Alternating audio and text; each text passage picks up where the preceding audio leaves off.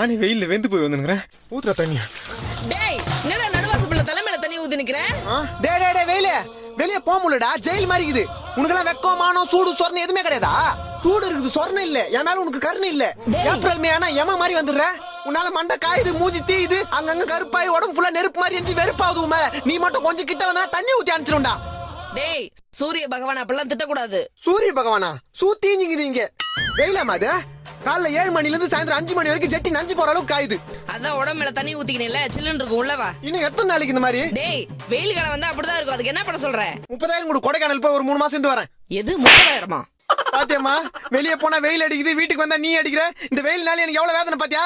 ஏ வெயிலே, உன் வெப்பநிலையை காமிச்சல, என்ன வெறுப்பேத்தில. என் அம்மா கிட்டே என்ன அடி வாங்க வச்சல. நானும் மனுஷனா, வீட்டுல ஏசி இருக்கு, ஃபேன் இருக்கு. சத்தியமா 3 மாசத்துக்கு வீட்டை விட்டு வெளியே வர மாட்டேன். போறேன், வரவே மாட்டேன். வீட்டுல கரண்ட் இல்லடா டேய்.